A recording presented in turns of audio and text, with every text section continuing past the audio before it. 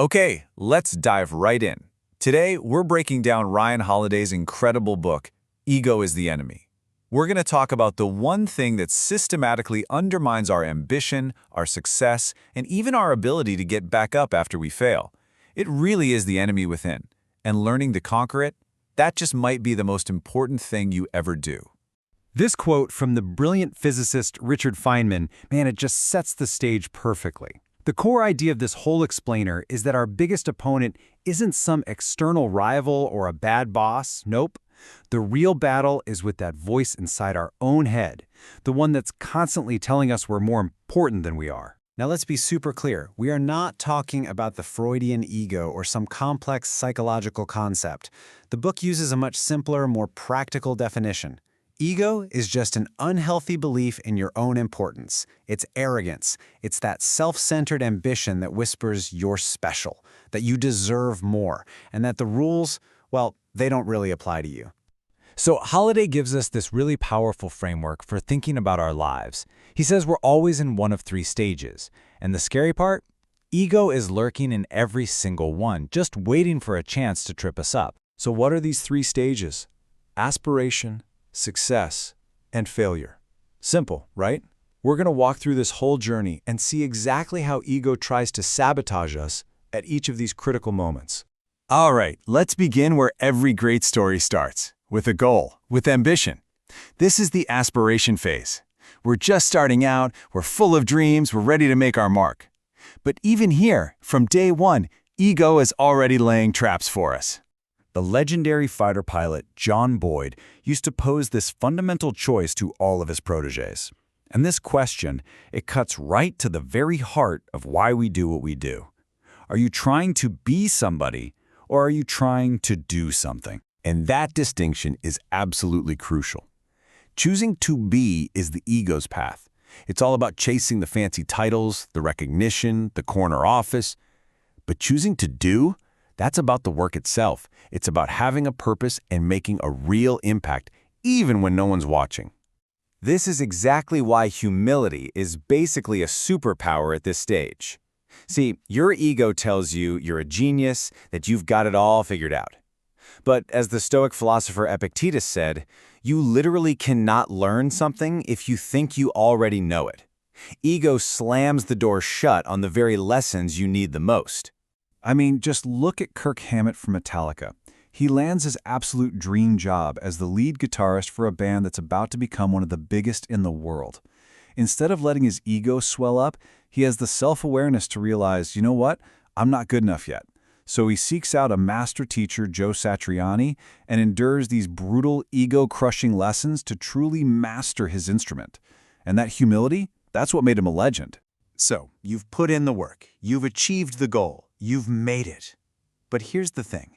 This might be the most dangerous stage of all.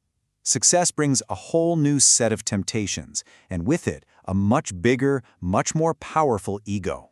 Howard Hughes is the ultimate cautionary tale here. The guy was a brilliant inventor, a total visionary. But as he became more successful, his ego just metastasized. It grew into this cancer of paranoia and control. He became wasteful, he ran his empire into the ground, and in the end, he died a miserable, isolated man. All that talent was real, but his ego made it completely worthless. So how do we avoid that Howard Hughes trap? Well, the legendary 49ers coach Bill Walsh gave us a powerful antidote.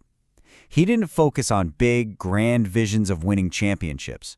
He focused on something much, much smaller. Walsh's philosophy was so simple. The score takes care of itself.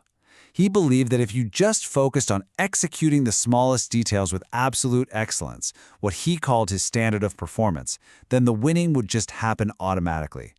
He obsessed over the process, not the outcome. And that's how you keep your ego in check when you're on top. And then there's this one. It's inevitable. Sooner or later, every single one of us is going to face a setback or adversity or just straight up failure. And when we're down, ego loves to come in and kick us, to turn a simple stumble into a complete collapse. But there is another way. Think about the story of Katharine Graham. Her husband dies tragically, and suddenly she's thrust into running the Washington Post totally unprepared. Then she faces one historic crisis after another. The Pentagon Papers, Watergate, a violent strike, any one of those things could have destroyed the company. But she wasn't some egotist. She was a survivor, just trying to do the right thing. And the result of all that resilience? For every single dollar invested in the Post when she took over, it was worth nearly $90 by the time she stepped down. 89 times.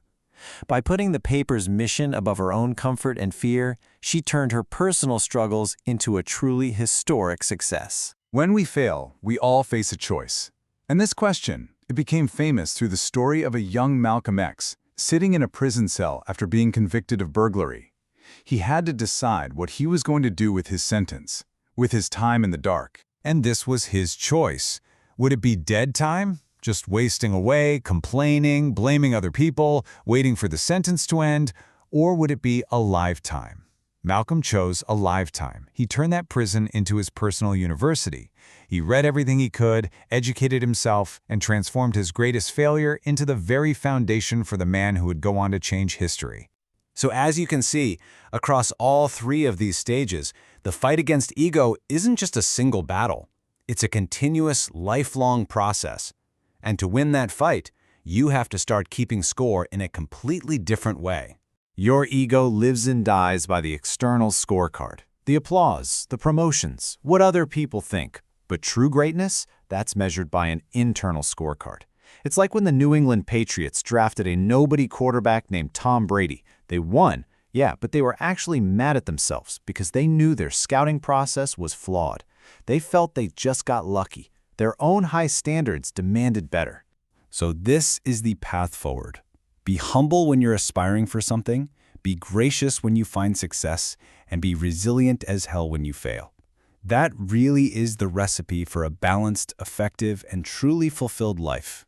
And that brings us right back to the beginning, back to John Boyd's fundamental choice. It's a choice you have to make every single day. Are you going to chase the empty validation of being someone, or are you going to commit to the quiet, meaningful work of doing something? The choice is always yours.